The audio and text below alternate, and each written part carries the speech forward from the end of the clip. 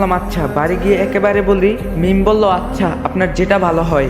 তারপর আমি আর মিম গাড়িতে বসে আছি, সে গাড়ির এক কোনায় আর আমি গাড়ির অন্য এক কোনায়। একটু পরে আমরা শপিং মলে পৌঁছে গেলাম। সেখানে যাওয়ার পর মিম তার পছন্দের কাপড় কিনতে থাকে আর আমি একটু দূরে দাঁড়িয়ে আছি। তখন সে আমাকে বলল, মিম বলল আপনি এভাবে দাঁড়িয়ে আছেন কেন, আপনিও কিছু কিনুন। আমি বললাম না, আমার কিছু লাগবে না। মিম বলল কেন, আপনার যেটা পছন্দ হয় সেটা আপনি কিনুন, টাকা আমি দেব।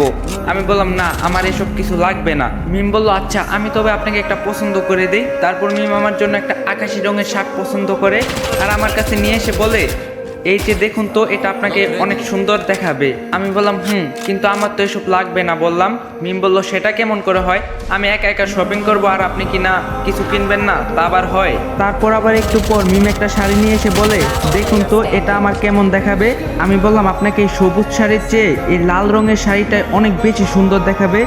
মিম বলল আরে বাহ, আপনি তো অনেক সুন্দর চয়েস আছে। তারপর মিম যখন আরেকটু সামনে গিয়ে শপিং করতে থাকে, তখনই কিছু ছেলে মিমকে দেখে খারাপ কথা বলতে থাকে, এই ভাই দেখ মালটা কি সুন্দর, আরে মামা খালি ফিগারটা দেখ, মন চায় এখনই তুলে নিয়ে গিয়ে। কিন্তু এই মালটাকে চল তো একটু গিয়ে দেখে আসি। তারপর তারা মিমের কাছে গিয়ে, এই যে হ্যালো সুন্দরী, তোমার নাম কি? মিম বলল কেন, আমার নাম জেনে আপনাদের কি? ও মা দেখ, ময়না পাখির মুখ ফুটছে। মিম বলল আপনারা এখানে কি চান? বেশি কিছু চাই না সুন্দরী, তোমার কাছ থেকে শুধু আমাদেরকে একটু আদর দিলেই হবে। পরে আর আমি এসব সহ্য করতে না পেরে সেখানে গিয়ে তাদেরকে মারতে শুরু করলাম। তখনই তারা বলে, তোর এত বড় সাহস, তুই আমাদেরকে মারতে আসলি? আমি বললাম অনেক সময় ধরে তোদের অসভ্যতা আমি দেখছিলাম, আর না। তারপর ওরা যখনই আমাকে মারতে আসে তখনই আমিও তাদেরকে মারতে শুরু করি। পরে পাশে পড়ে থাকে একটা রড দিয়ে তাদেরকে ইচ্ছা মতো মারি। মিম বলল আপনি কি করছেন, এখান থেকে চলুন, আমরা অন্য কোথাও যাই। আমি বললাম না, আপনি কোথাও যাবেন না। আগে ওরা আপনার সম্পর্কে যা যা খারাপ কথা বলছে তার জন্য ওরা আগে আপনার কাছে মাফ চাইবে, না হলে আজ আমি ওদেরকে মেরেই ফেলবো। এক পর্যায়ে তারা মিমের পা ধরে মাফ চাইলো, আমাদেরকে মাফ করে দেন, আমরা আর কখনো আপনার সাথে এমন কথা বলবো না। আমি বললাম কথাটা যেন মনে থাকে। এদিকে আশেপাশে সব মানুষ এসব শুধু হা হয়ে দেখছিল, কিন্তু কিছু বলার সাহস পাচ্ছে না। তারপর মিম আমার হাতটা টেনে ধরে সেখান থেকে নিয়ে গেল আর আমাকে জোর করে গাড়িতে বসিয়ে ড্রাইভারকে গাড়ি চালাতে বলল। এরপর দেখি মিমের চোখ দিয়ে পানি পড়ছে। আমি আর সারা রাস্তা কিছু বললাম না। তারপর সে বাড়িতে এসে কারোর সাথে কোনো কথা না বলে রুমের দরজাটা আটকে দিল। আমিও আর সারাদিন তার সাথে দেখা করিনি। পরে বিকালবেলা ছাদে গিয়ে দেখি মিম সেখানে দাঁড়িয়ে আছে আর আমি তার কাছে গিয়ে বলি, আপনার কি হয়েছে, তখন থেকে আপনি কিছু বলছেন না? মিম বলল না, কিছু হয়নি, এমনি। আমি বললাম তাহলে তখন কাঁদলেন কেন? মিম বলল কোথায় আমি কাঁদলাম? আমি বললাম আমি কিন্তু দেখছি, আপনি লুকাতে পারবেন না, এবার বলুন কি হয়েছে আপনার। মিম বলল বললাম তো কিছু হয়নি। আমি বললাম আমি জানি, তখন ওই ছেলেগুলো আপনার সম্পর্কে খারাপ কথা বলছে তাই না? মিম নিশ্চুপ। আমি বললাম আপনাকে অমন কথা বলা দেখে আমি অনেক রেগে গিয়েছিলাম, আর তাই তো আমি ওদেরকে তার জন্য শাস্তি দিয়েছি। মিম বলল আমি কি আপনাকে শাস্তি দিতে বলছিলাম? আমি বললাম তাহলে কি আমি আপনার অপমান দেখতাম? মিম বলল সমাজে এমন কিছু মানুষ থাকবে তাই বলে আপনি? আমি বললাম কেন, তাদের ঘরে কি মা বোন নেই, তারা এমন কথা কেন বলবো? মিম বলল তবু আপনার ওইভাবে মারাটা ঠিক হয়নি। আমি বললাম না মারলে কি করতাম, বাকি তো সবাই চেয়ে চেয়ে দেখছিল, কোথায় কেউ তো কিছু বললো না। মিম বলল আপনি তো আবার তাদের মতো গুন্ডা না। আমি বললাম প্রতিবাদ করার জন্য তো আর গুন্ডা হওয়া লাগে না। মিম বলল আপনি এখান থেকে যান। আমি বললাম কেন, আপনি কি তবে আমার উপর রাগ করছেন? মিম বলল না, আপনি এখান থেকে যান। আমি বললাম আমি স্যারকে এই ঘটনাটা বলবো যে। মিম বলল কেন, বাবাকে কেন বলবেন, বাবা জানলে তো ওদেরকে। আমি বললাম কেন, ওদেরকে মেরে ফেলবো তাই তো? আর ভাবুন আমি সেখানে আপনার একজন ভাই ছিলাম, তখন কি করতেন? মিম বলল যাক, দেখছি আপনার সাথে কথায় পেরে ওঠা যাবে না, এখন আপনি এখান থেকে যান। আমি বললাম তা আপনি নিচে যাবেন না, দুপুর থেকে তো কিছুই খাওনি। মিম বলল একবারে সন্ধ্যায় যাব। আমি বললাম একটু পর তো সূর্য ডুববে, আজকের বিকালটা অনেক সুন্দর তাই না? মিম বলল অনেক সুন্দর। মিম আর আমি অনেক সময় ধরে ছাদে থাকলাম, তখন আমি হঠাৎ বলে উঠলাম কতদিন পর এমন সুন্দর দৃশ্য দেখছি। মিম বলল কেন, আগে দেখেননি? আমি বললাম দেখছি কিন্তু এমন অনুভব পাইনি। মিম বলল ও। আমি বললাম আপনি না জানতে চেয়েছিলেন আমার বাবা মা কেন আমাকে ত্যায্য পুত্র করছিল? মিম বলল চেয়েছিলাম তো। আমি বললাম আপনি আমার জন্য অনেক কিছু করছেন, আপনার কাছে আমি মিথ্যা কথা বলবো না, সব সত্যিই বলবো। মিম বলল বলুন। আমি তখন বললাম আমি আপনাকে হাসপাতালে বলছিলাম না যে এক মিথ্যা অপবাদে আমাকে সবাই এত দূরে করে দিয়েছে, আর তাও আমার ভালোবাসার মানুষটাই। মিম বলল বলেছিলেন তো। আমি বললাম আমি যাকে ভালোবাসতাম তার এই মিথ্যা অপবাদের জন্য আমি গত 8 বছর ধরে জেল খাটছি। আমার মুখ থেকে এমন কথা শুনে মুহূর্তের মধ্যে মিমের মুখটা কেমন যেন হয়ে গেল। আর সে বলল, আপনি 8 বছর জেল খেটেছেন মানে বুঝলাম না ঠিক। আমি বললাম যা শুনছেন তাই সত্যি। মিম বলল, আপনি মজা করছেন তাই না? আমি বললাম না, আমি মজা করছি না। আমি যেই কারণে এতগুলো বছর জেল খেটেছি তার কারণ শুনলে আপনি আমার মুখে থুথু দিবেন। মিম বলল, কি করেছিলেন আপনি? আমি বললাম, আমার ভালোবাসার মানুষটাই আমাকে তার ধর্ষক বানিয়েছিল। মিম বলল, কি আপনি? আমি বললাম, হ্যাঁ, সে আমাকে সকলের সামনে এটাই প্রমাণ করছিল। মিম বলল, কেন সে আপনার সাথে এমন করলো? আমি বললাম, ওই যে বলছিলাম না যে সে আপনকে করছিল পর আর পরকে করছিল আপন। মিম বলল, সত্যি কি আপনি? আমি বললাম, আমি আপনাকে বিশ্বাস করতে বলবো না, কিন্তু আমি তাকে আজও অনেক বেশি ভালোবাসি। মিম বলল, তা কেন সে আপনাকে সবার সামনে এভাবে?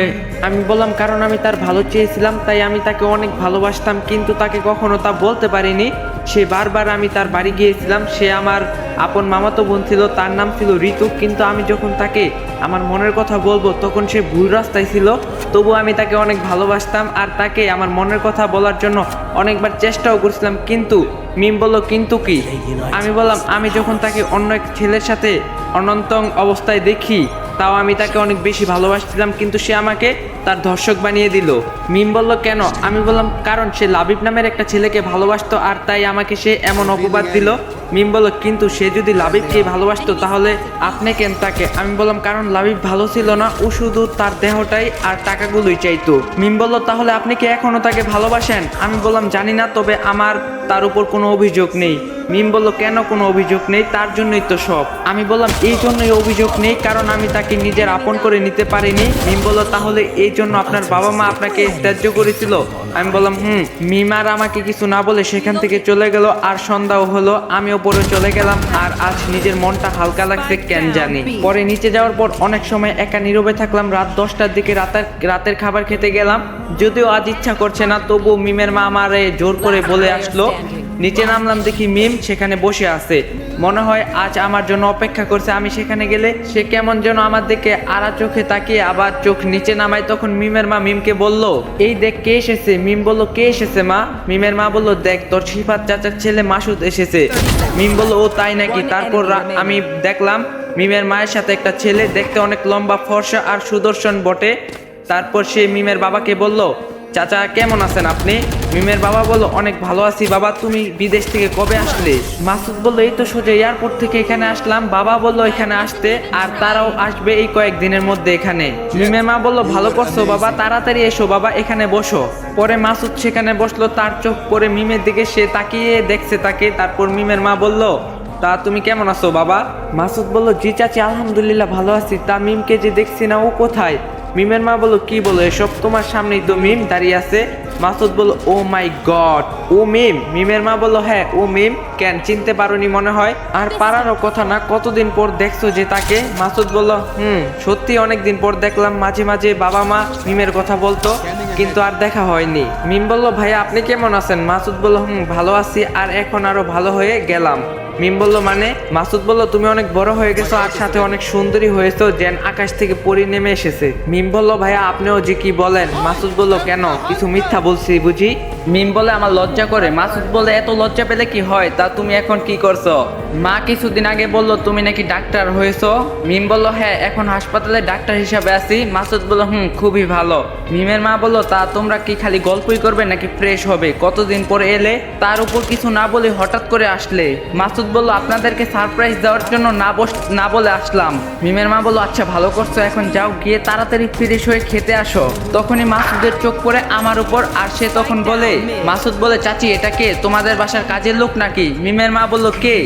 মাসুদ বলল, এই যে দাঁড়িয়ে আছে এখানে। মিমের মা বলল, ও কাজের লোক না, তোমার চাচার অফিসে চাকরি করে, তাই আমাদের বাসায় থাকে। মাসুদ বলল, কিন্তু কেন, এখানে কেন থাকবে?